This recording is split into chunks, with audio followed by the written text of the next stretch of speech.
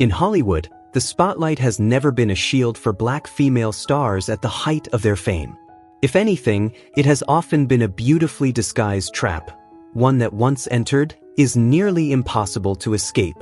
These women burst onto the screen with the kind of beauty the world obsesses over: sculpted bodies, fearless eyes, and a presence that redefined desire. They were crowned symbols of sex appeal, celebrated, consumed, and placed on pedestals. But the fall always came swiftly and without mercy.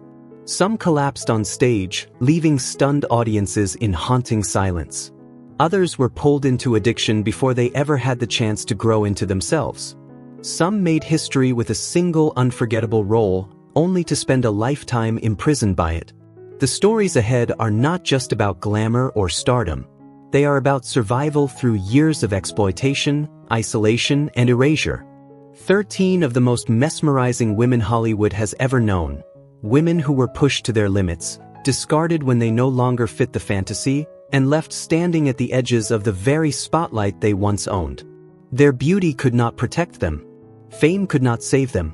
And behind the glittering posters and flashing cameras lie broken lives the world rarely stops to understand. Joyce Bryant. Joyce Bryant, the 4-octave goddess crowned with shimmering silver hair, was a woman whose brilliance dazzled the world even as it quietly consumed her.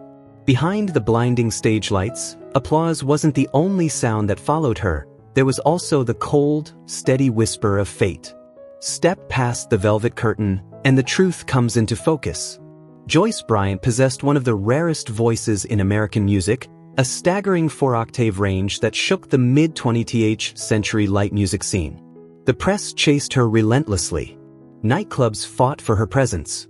At her peak, she earned nearly $200,000 a year and became a fearless performance icon unlike anything audiences had seen before. Yet her rise was born from contradiction. Raised in a strict Seventh-day Adventist household in San Francisco, she grew up where music was temptation and pleasure was forbidden. Her father worked as a railroad cook. Her mother's devotion left no room for joy. Still, in that suffocating home, Joyce's voice refused to be silenced, and her body matured early, drawing attention she could never escape. By 1942, at just 15, she ran from home chasing freedom, leaping into a brief marriage that collapsed within weeks. Though she left the house behind, the weight of religion followed her everywhere. Los Angeles greeted her not with glamour but with dim nightclub stages, where she sang as an amateur in dresses so tight she couldn't sit, gliding across the floor like a serpent. In 1946, everything changed when she joined the Lorenzo Flenoy Trio. Audiences were stunned by a voice that could soar and snarl, sweet and dangerous all at once.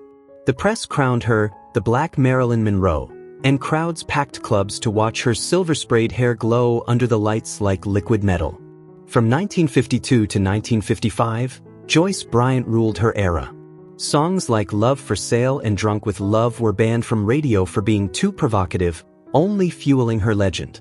She wore mermaid gowns so tight she had to be carried on stage, trading physical pain for spectacle. The payoff was enormous: fame, power, and money few black performers could even imagine at the time. On May 28, 1953, she posed for what became her most iconic photograph: silver hair, white dress, seductive yet heartbreakingly fragile.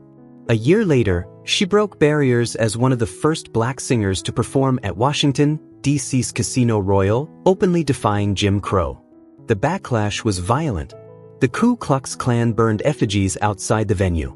Joyce still walked on stage, fearless. But beneath the confidence and chrome-bright image, her body was failing.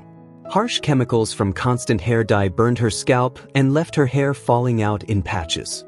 Her voice suffered under relentless schedules.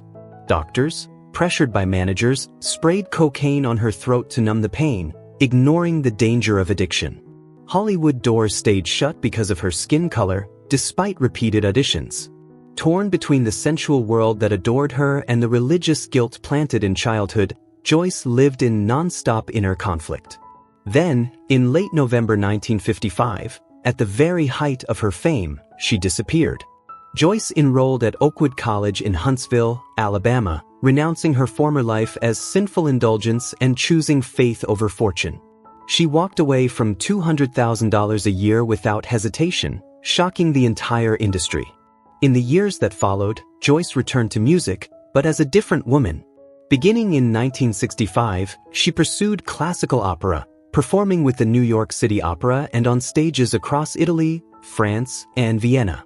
The sensual glow that once defined her never returned. Instead, she lived quietly, teaching vocal technique to singers like Jennifer Holliday and Phyllis Hyman, passing on skill, but never the lost fire. Joyce Bryant spent her final years in solitude, dying peacefully at 95. Looking back, it's impossible not to see the irony. The very beauty and desire that lifted her to the summit slowly wore down her body and spirit, guiding her toward turning points even she could never have imagined. Sheila Guise. Sheila Guise was once hailed as one of the sweetest and most luminous beauties to grace Broadway and black cinema. Yet her light was slowly worn down by illness and the harsh realities of color bias.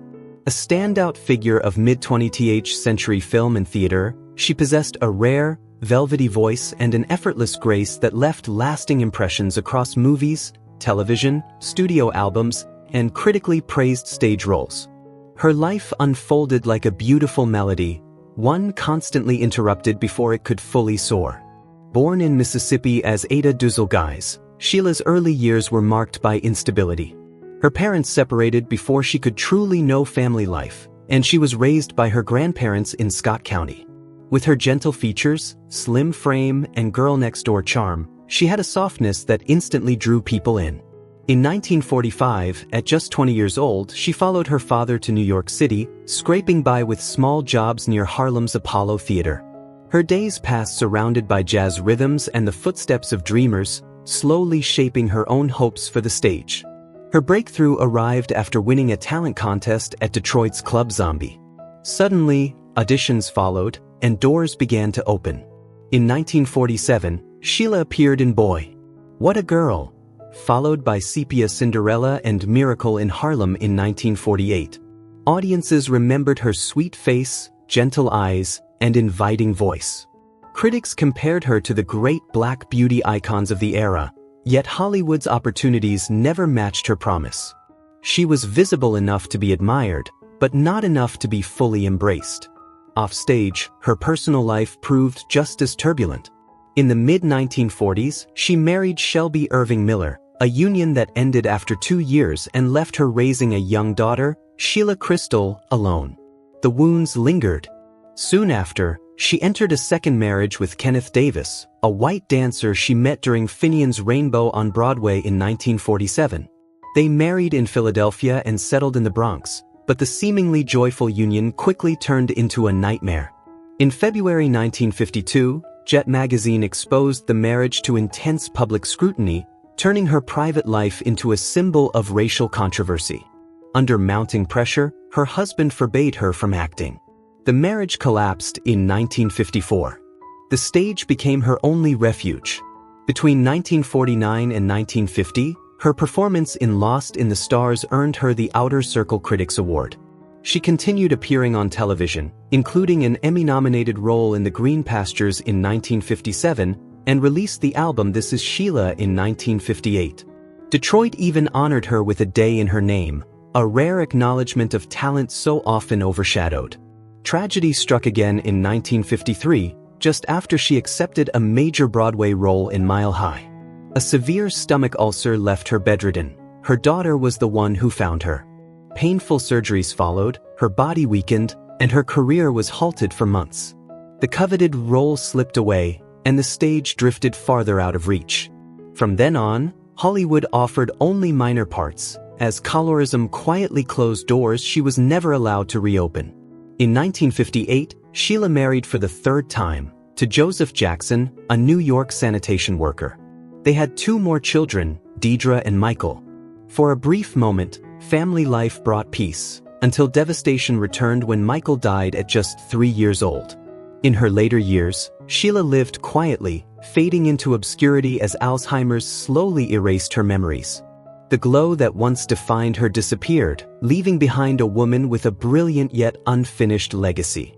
Sheila Guys passed away in Honolulu in 2013. Her life ended not in applause, but in silence, a haunting reminder of how extraordinary talent can be buried by illness, bias, and choices made in pursuit of love and stability. Though her potential never fully exploded, her brilliance still outshines many who were given far more chances. Varetta Dillard. Varetta Dillard. A husky, heat-soaked blues voice wrapped in fire and pain. A sensual stage presence contrasted by fragile, disabled legs. Some stars burn not to last, but to signal a tragedy long foretold, and Varetta Dillard was one of them. She was one of the rare, smoky blues and R&B voices of the early 1950s, climbing the charts with songs that sounded like memorials even while she was alive. Her name remains etched into the quiet corners of Black American music history. Born in Harlem, New York, Varetta's life began not on a stage, but in hospital rooms, white hallways, endless treatments, and relentless pain. A congenital bone disease left her legs deformed, her walk uneven, and her childhood defined by long stays in medical wards. Music became her refuge, the one force that soothed her body and kept her spirit from breaking. As she grew older, the contrast became striking. Varetta possessed a classic 1950s hourglass figure and undeniable sex appeal, set against legs weakened by illness. The result was an image both sensual and heartbreakingly fragile. In the summer of 1951, she won the Apollo Theater Talent Contest twice. A stunning achievement for a young woman whose body had never played fair. Soon after, she began recording with H-Bomb Ferguson after signing to Seaboard Records. Her first single went nowhere, yet fate quietly pushed her toward history. On March 21, 1952, Alan Freed invited her to perform at the Moondog Coronation Ball in Cleveland, the event now remembered as the first rock and roll concert. Chaos erupted. The crowd overflowed, the show was shut down after Paul Williams' opening set, and Varetta never sang a note. A moment that slipped away in silence, foreshadowing a career haunted by near misses. By July 1952, luck finally knocked. Easy Easy Baby climbed to number 8 on the R&B charts, transforming her from a backstage name into a sought-after voice. Her true peak came on May 15, 1953, with Mercy, Mr. Percy. Thick with longing, her husky vocals lingered like a lament, supported by George Kelly, tenor saxophonist Sam, the Man, Taylor, baritone Haywood Henry, and Lonnie Johnson's aching guitar. The song spread across America, hitting number 1 on the R&B charts and tying Varetta's image forever to dark emotion, music that lived in jukeboxes, bars, and late-night radio. In early 1955, she released Johnny Has Gone, a memorial song for Johnny Ace, who had accidentally shot himself during a tragic game. Varetta had been backstage with Big Mama Thornton that day, witnessing firsthand the shock that rippled through the music world. The song reached number 6 on the R&B charts, further cementing her reputation as a singer of loss, grief, and mourning. But success cast a long shadow. Rock and roll exploded. Tastes shifted overnight. Varetta couldn't keep pace. The hits stopped. Contracts dried up. Big stages gave way to small clubs, and even those lights dimmed year by year. By 1961, her solo career had quietly ended. She turned to gospel, performing in a trio with her husband. Music was no longer about fame. It was survival therapy. In her later years, she devoted herself to music therapy for chronically ill children, mirroring the hospital-bound childhood she had endured herself. But compassion didn't pay bills. Poverty deepened. Her name faded. The industry moved on. Varetta Dillard died in Brooklyn from cancer at the age of 60, remembered by few, yet revered by those who knew. A forgotten blues genius. A fiery voice carrying lifelong melancholy, from her first breath to her last. Barbara McNair. Once an elegant television queen with a radiant glow, she became a symbol of both dazzling success and devastating downfall. In the 1960s, Barbara McNair stood as a modern beauty icon for Black women, an accomplished singer, actress, and one of the rare Black performers to host her own long-running TV show. She moved through show business with a presence impossible to ignore, striking beauty, graceful poise, and a confident, camera-ready charisma that felt fresh for the era. The 1960s opened for her like a long, glamorous runway. Barbara transitioned seamlessly into television, music, and film, appearing on major shows and in blaxploitation films before achieving a historic milestone. In 1969, she became one of the first black women to host her own television program, The Barbara McNair Show, which aired steadily until 1972 and made her one of the most recognizable faces on American television during its primetime peak. Then came October 17, 1972, the night that shattered everything. At the Playboy Club in New Jersey, Barbara was arrested after signing for a mailed package containing 14 grams of heroin. She insisted she had no knowledge of its contents, yet the damage was immediate. Rumors spread faster than facts, and although she was fully cleared in April 1973, after her husband accepted legal responsibility, the fallout was irreversible. Her show was canceled, recording contracts vanished, and Hollywood's doors slammed shut without mercy. Her personal life soon followed the same downward spiral.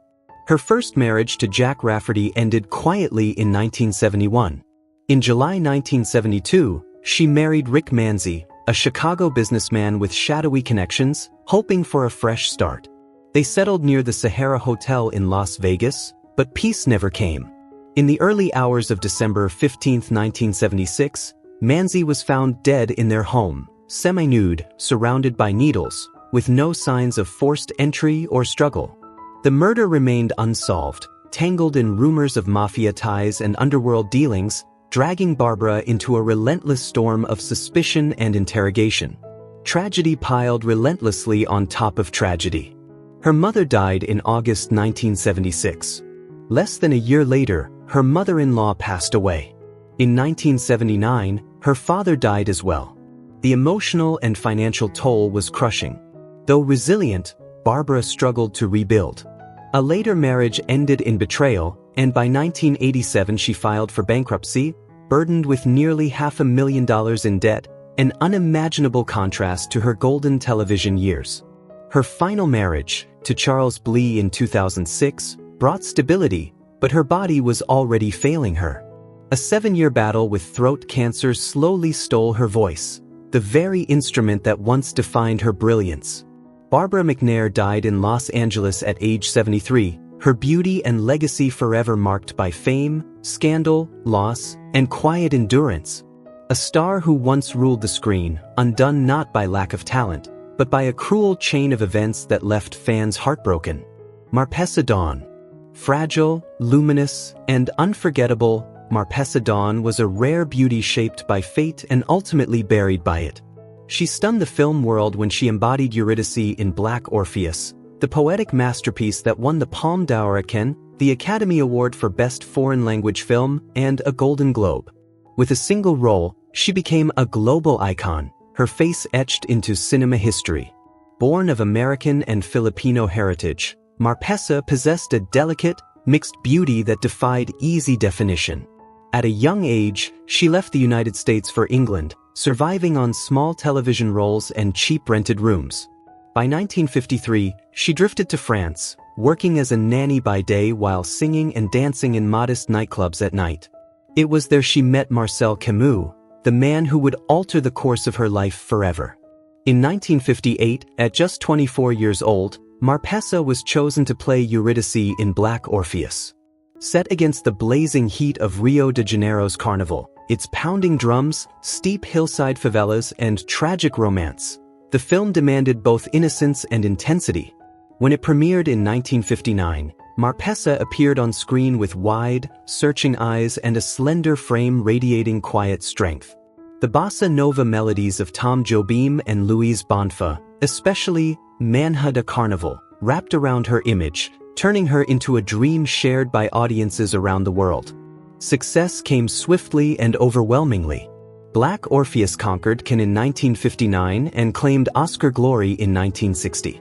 Critics praised Marpessa Dawn as a rare, mixed beauty, sensual yet fragile, haunting yet pure. But that peak became an invisible barrier. Hollywood admired her from afar, then turned away. Her American accent didn't fit expectations. Her appearance was deemed too exotic. She was offered neither the leading roles reserved for white actresses nor the stereotyped parts imposed on black women. The doors closed while the spotlight was still warm.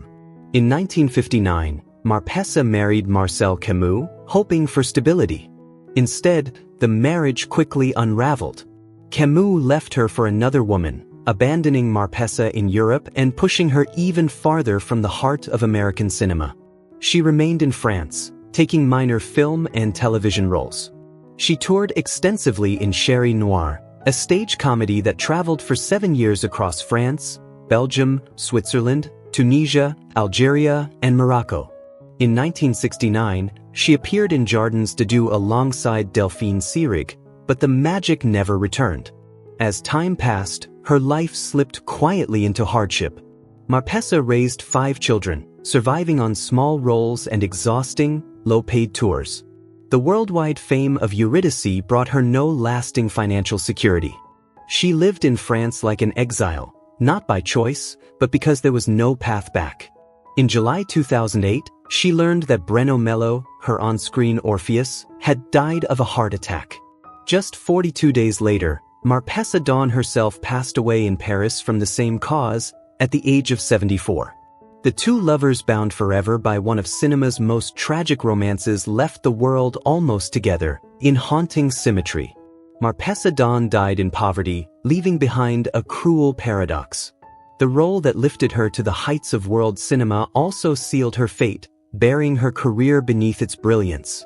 A beauty that once captivated millions faded into obscurity, remembered only by the lingering glow of a masterpiece that time could never erase. Tammy Terrell. Tammy Terrell, Motown's brightest flame, pulled into the abyss at just 24.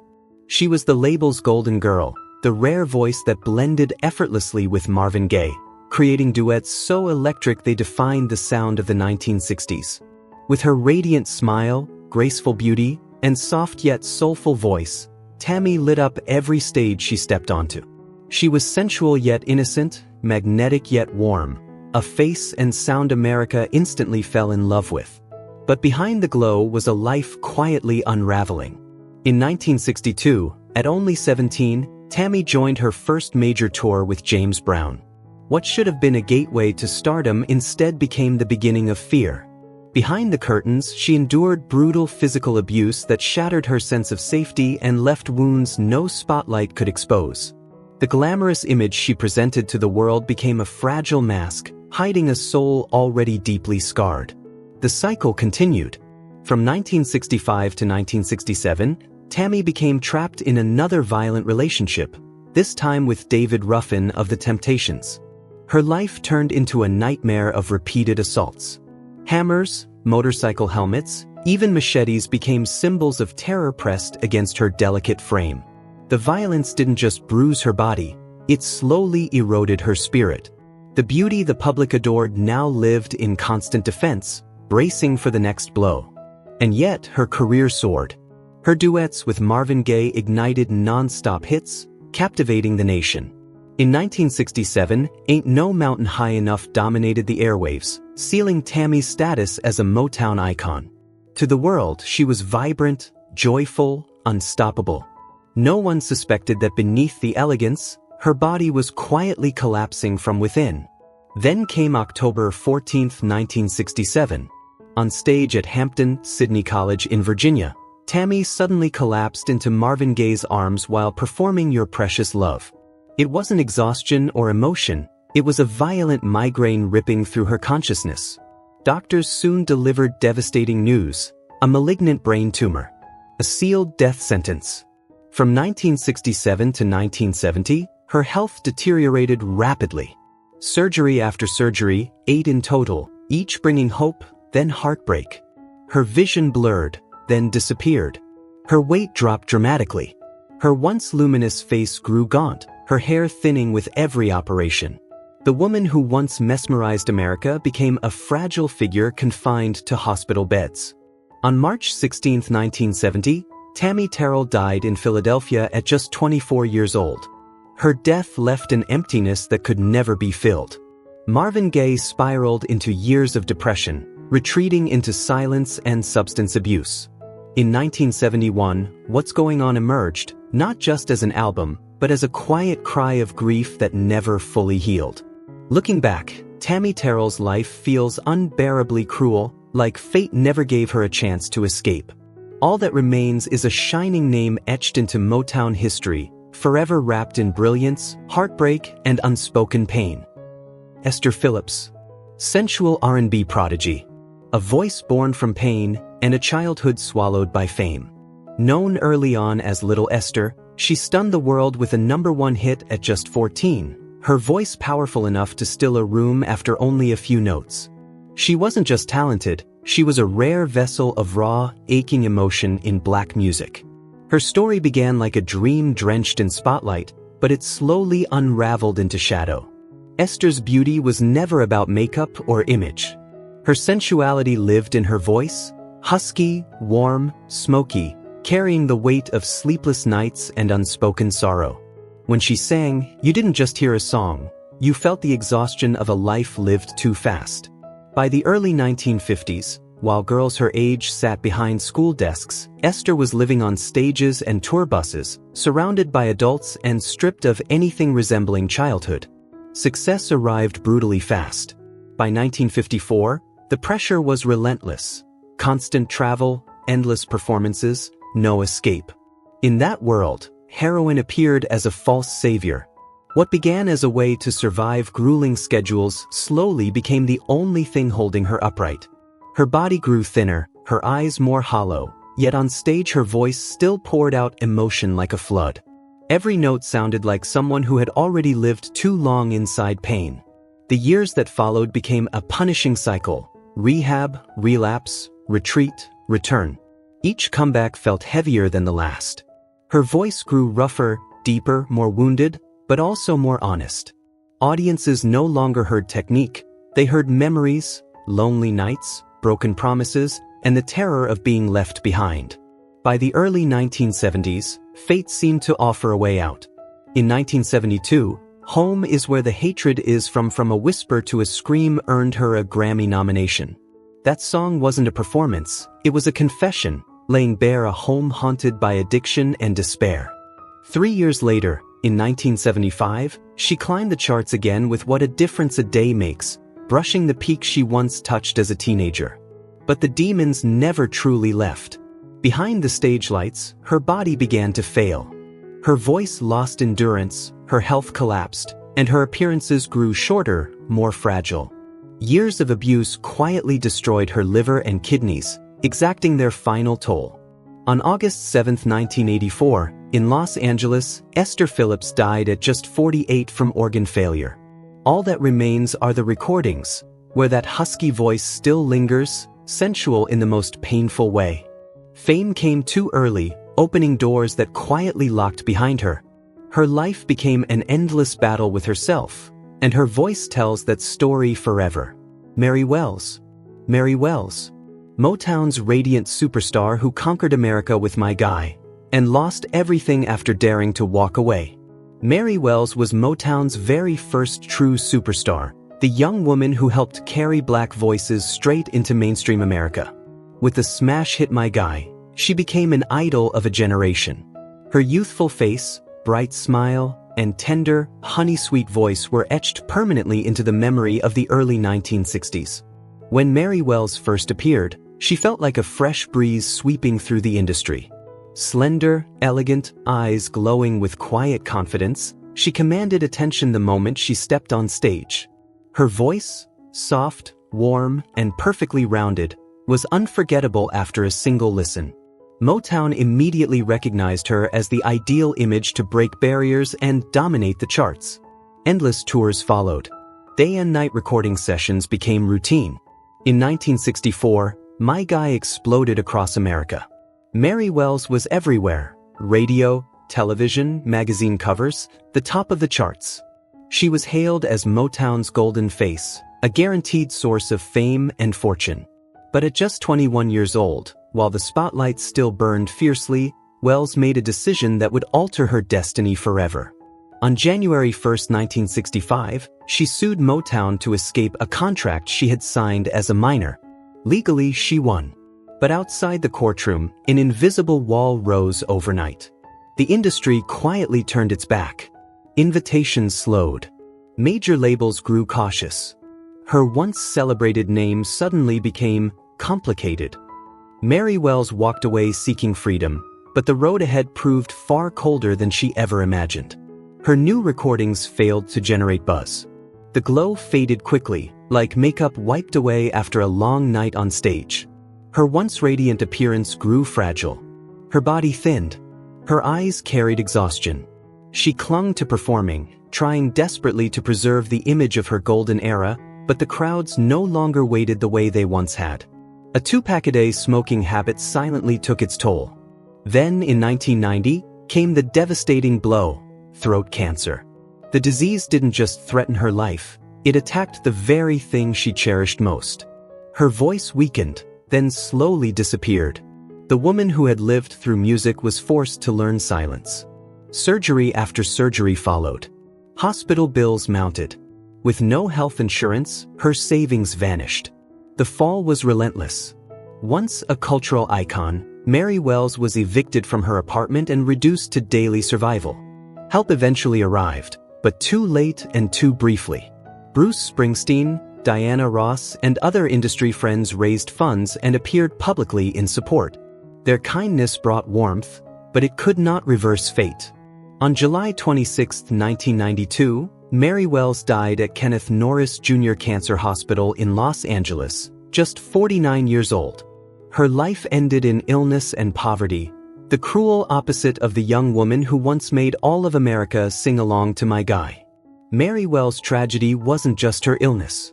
It was the moment she chose to leave Motown, an act of courage that granted freedom, but triggered exile, decline, and ultimately, a devastating fall from grace. Florence Ballard. Florence Ballard, the sultry, thunder-voiced soul of the Supremes, rose from the spotlight only to be pushed aside and ultimately swallowed by poverty. She wasn't just a member of the group, she was its heartbeat.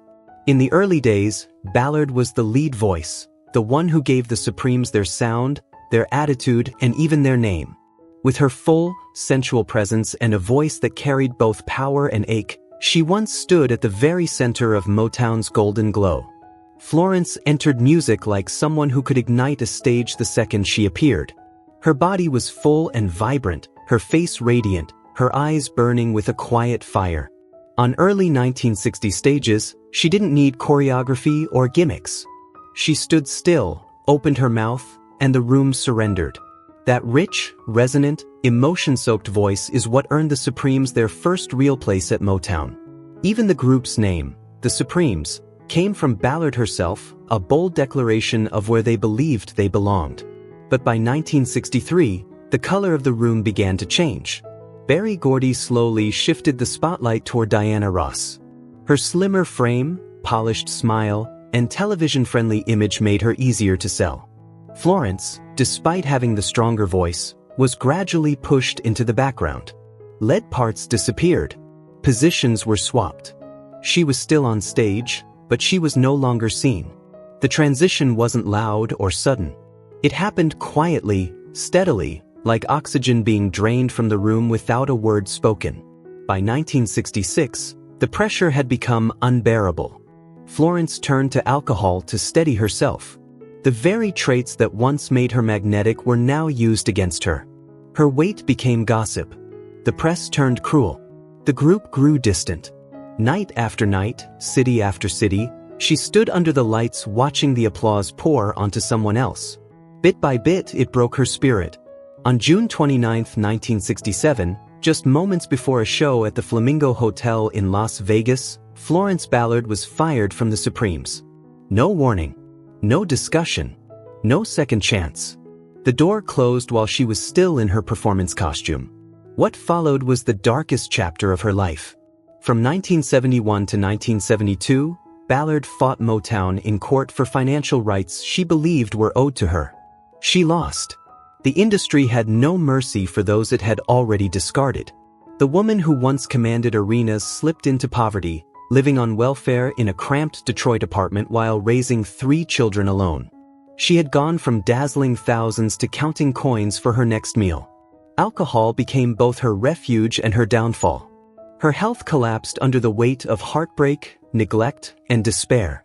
On February 22, 1976, Florence Ballard died of cardiac arrest at Mount Carmel Hospital in Detroit. She was only 32 years old. The cruel irony is impossible to ignore. The woman who helped build the Supremes was abandoned by the very system she helped create. Her beauty, her talent, and her youth were crushed by favoritism, power, and an entertainment industry all too willing to forget the ones who laid its foundation. Vonetta McGee. Vonetta McGee, the razor-sharp beauty of blaxploitation, caught in an industry that never knew what to do with her. In the early 1970s, Vonetta McGee emerged as one of the most striking faces of the era, appearing back-to-back in Blackula, Scream Blackula Scream, Shaft in Africa, Detroit 9000, and Thomasine and Bushrod. She didn't just appear on screen, she claimed it. McGee projected a rare image of the black woman, strong, poised, sensual, and unflinchingly self-possessed. Her beauty needed no embellishment. An angular face, an icy, commanding gaze, perfect posture, and an unmistakable air of elegance locked the camera every time she entered a frame. When blaxploitation exploded, McGee became instantly recognizable.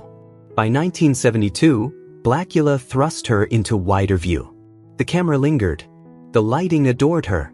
She radiated both toughness and allure. But while the spotlight intensified, an invisible trap quietly closed around her. Few people knew that long before fame, McGee's body had already been fighting a private war. In 1962, at just 17 years old, she was diagnosed with Hodgkin's lymphoma. Years of grueling treatment drained her strength, her body thinning, recovering, then weakening again. Yet on set, none of it showed. On screen, she stood unshaken, eyes sharp, movements confident, as if exhaustion had never touched her. From 1972 to 1975, McGee became caught in a cycle of nearly identical roles, powerful, sensual women orbiting fast-paced, disposable stories. She brought gravity and intelligence to characters that were barely sketched, determined to inject meaning where little existed. The studios, however, were indifferent. Blaxploitation was a formula: fast money, low budgets, no long-term vision. No star building. No growth. Slowly, McGee understood the truth. She wasn't being developed, she was being used. Her beauty was framed tightly, while her artistic potential was pushed aside. When blaxploitation faded after 1975, McGee didn't disappear overnight. She transitioned to television, working steadily in smaller roles, most notably on Cagney and Lacey from 1984 to 1986. The work kept her afloat and connected to the craft she loved. Still, the disappointment lingered. The big roles never came. The strong scripts never arrived. Hollywood saw her beauty, but failed to see what it had lost. As time passed, illness left deeper scars. A body that had been fighting since adolescence finally began to give in under decades of accumulated damage. On July 9, 2010, Vonetta McGee died of a heart attack in her Berkeley, California home alone. A quiet ending for a woman who once lit up the screen with intensity and fire. Her life stands as a painful paradox. Her power and beauty made her unforgettable, yet that same system confined her to a narrow box. Talent, discipline, and dedication were never enough to break through industry bias. When the screen faded to black, what remained was the unshakable ache of an artist who always knew she deserved far more than she was ever given. Tamara Dobson. Tamara Dobson, Cleopatra Jones herself, was a towering force whose extraordinary body would later be overtaken by multiple sclerosis. She stood as an unmistakable icon of 1970s black action cinema, a woman so physically commanding that Guinness World Records recognized her as the tallest leading actress to achieve global fame. On screen, she embodied something rarely seen at the time: a strong, independent, mesmerizing black woman who owned every frame she entered. From the moment she appeared, Dobson felt unforgettable. Standing 6 feet 2 inches tall, her presence was immediate and overwhelming, but it wasn't just her height. She moved like a warrior dropped into everyday life, radiating power, confidence, and sensual authority. In an era when Hollywood confined black women to narrow, limiting roles, Tamara Dobson arrived like a shockwave, demanding attention and refusing to be ignored. On June 20, 1973, Cleopatra Jones exploded onto screens and instantly turned Dobson into a cultural phenomenon.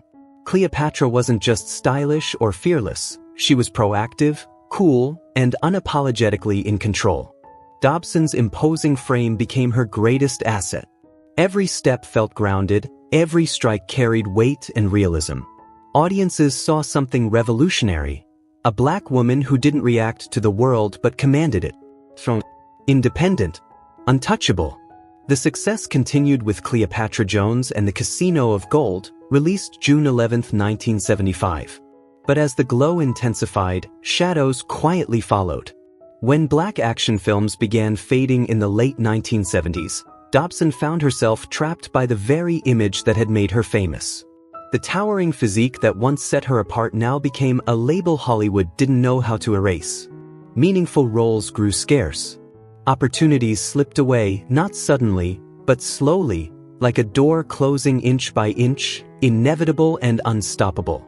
Time passed. Silence replaced applause. Then, in 2000, tragedy struck. Tamara Dobson was diagnosed with multiple sclerosis, a degenerative neurological disease that began stealing her mobility piece by piece. The woman who once dominated the screen with physical strength now faced a body turning against her. Steps grew heavier. Movements slowed. Pain and fatigue lingered where confidence once lived.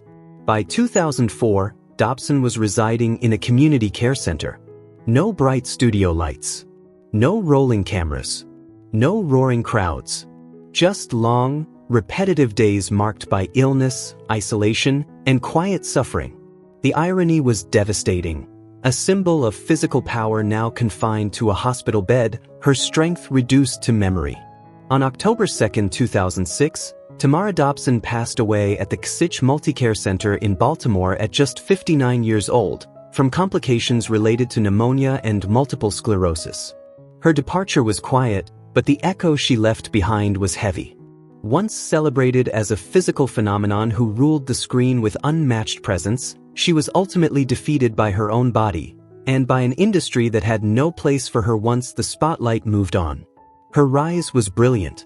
Her fall, heartbreakingly cold.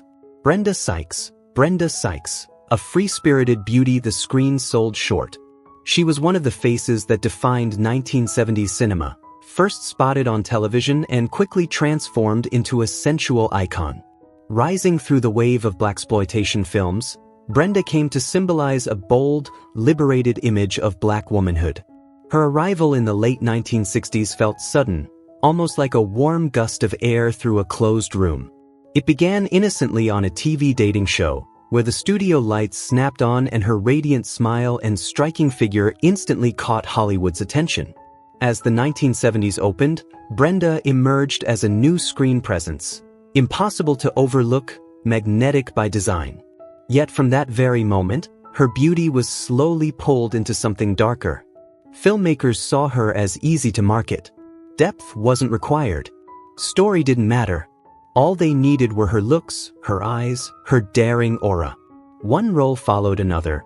Black Gun in 1972, Cleopatra Jones in 1973, Mandingo in 1975. The films came fast, and fame followed just as quickly, but beneath the spotlight was a growing sense of erasure. Brenda's characters barely evolved: lover, captive, object. Her body framed amid violence and desire while the camera lingered on skin and curves, ignoring the actress beneath. Her career became a stark example of how the industry reduced black women's beauty to merchandise rather than art. Film after film, she was asked to replay a distorted version of herself. What once felt like freedom slowly turned into confinement. The more famous she became, the clearer it was that she was being boxed into a single, suffocating image. By the late 1970s, as the blaxploitation era faded, Brenda chose not to wait for the fallout. Her final on-screen appearance came in 1978 on Good Times, and then she walked away, quietly, decisively, as if rescuing her dignity. Some say she left too soon. Others believe time might have changed her fate. But the truth remains, staying would have meant repeating the same roles until she disappeared into them. Brenda left while her name still mattered, trading spotlight for self-respect. Off-screen, she built a different life, marrying musician Gil Scott-Heron, raising a daughter, then later remarrying and retreating fully from public view. She chose privacy over applause, distance over fame. In time, the industry moved on, and her name faded from headlines, but not from the meaning of what her story revealed. Gloria Hendry. Gloria Hendry. The first black woman to ever step into the world of James Bond, and when she didn't just enter it, she disrupted it. With her fierce presence, sculpted physique, and blazing intensity, she carved her name into a cinematic universe that had long been reserved for white faces. In an industry slow to change, Gloria Hendry arrived like a shockwave. In the late 1960s and early 1970s, she moved across the screen like a desert wind, lean, powerful, and unapologetically bold. Her sharp eyes, confident stride, and athletic build shattered the narrow mold Hollywood had imposed on black actresses. She wasn't soft or submissive. She was commanding, dangerous, unforgettable. By 1972, her momentum was undeniable. Across 110th Street thrust her into the spotlight, opening the door to gritty, streetwise films centered on black characters. Fame followed fast. Black Caesar, Hell Up in Harlem in 1973. Each role elevated her visibility, but also revealed a troubling pattern. The camera lingered on her body more than her inner world, her curves more than her complexity. Then came June 27, 1973, in the US, and July 6 in London. Live and Let Die hit theaters, and history was made. Gloria Hendry became the first black Bond girl. A black woman standing shoulder to shoulder with the most powerful male icon in cinema. It felt like a door had been blown wide open. But the door didn't stay open. Her role as Rosie Carver was groundbreaking, and yet it became a cage. The very image that secured her place in history soon boxed her in. Hollywood didn't see an actress with range, it saw a label. From Sexiest, exotic, limited.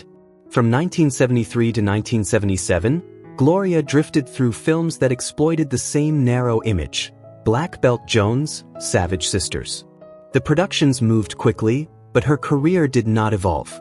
Black heroines filled screens with violence, muscle, and desire, only to vanish as soon as trends shifted. By the late 1970s, the wave collapsed. Hollywood turned away without hesitation. Studios no longer wanted powerful, sensual black women, and they certainly weren't interested in expanding their stories. Gloria Hendry was frozen in public memory, a black Bond girl, a moment, not a future. Behind the spotlight, opportunities dried up. She accepted small television roles, brief appearances, fragments of what she once commanded. Audiences remembered her body more than her craft, her historical first, more than the road she was never allowed to walk. Even her legacy was fractured. Scenes from Live and Let Die were cut in South Africa due to apartheid laws, a reminder that her breakthrough moment was never fully embraced. Discrimination didn't vanish. It simply changed shape, quietly suffocating her career through the 1990s. Her later appearances, like Pumpkinhead 2 and Blood Wings in 1994, offered no redemption arc, only fleeting supporting roles, shadows of a former icon. And then the screen went dark. No more roles. No final chapter. The beauty that once lifted Gloria Hendry to the peak of fame ultimately consumed her entire career. The lights faded. The spotlight moved on. Many women like her disappeared into silence, despite once being the most captivating figures on screen. So tell me, does beauty really come with a curse? These stories aren't meant to inspire pity, but reflection. What do you think about the cruel fate of these women in Hollywood history? Drop your thoughts in the comments. And don't forget to subscribe so you won't miss more untold stories from behind the stage lights, where the truth is often far harsher than the glamour you see through the lens.